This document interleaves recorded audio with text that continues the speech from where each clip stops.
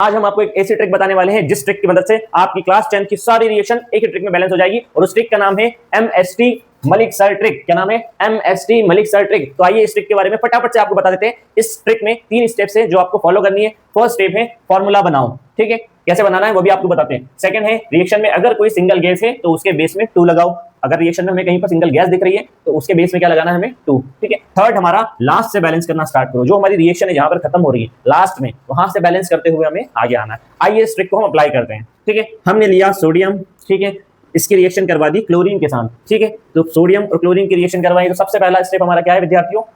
Formula बनाओ, ठीक है। तो सोडियम और क्लोरीन का हमें फॉर्मूला बनाना है और यहाँ पर लिखना है, ठीक है। सोडियम और क्लोरीन का फॉर्मूला बनाए, सोडियम और ये क्लोरीन। सोडियम की वैलेंसी +1, क्लोरीन की वैलेंसी -1। +1 मतलब इसके पास एक इलेक्ट्रॉन है, -1 मतलब इसके पास एक फ्री स्पेस है। तो इलेक्ट्रॉन स्पेस को फुलफिल कर देगा। तो हमारे पास फॉर्मूला क्या बनेगा?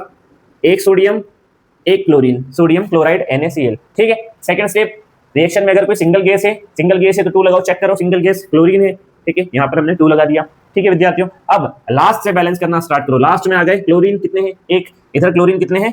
2। हमें क्या करना है? यहाँ पर 2 लगा देना है। हमें फॉर्मूले के बेस में कभी भी 2 नहीं, 3, 4 कोई भी नंबर ऐड नहीं करना है, ठीक है। हमने यहाँ पर लगाया 2। इसका मतलब क्या है? इसका मल्टीप्लाई इसके साथ भी, इसका मल्टीप्लाई इसके साथ भी, मतलब 2 क्लोरीन और 2 सोडियम, है ना। अब क्लोरीन तो हमारा बैलेंस हो गया विद्यार्थियों।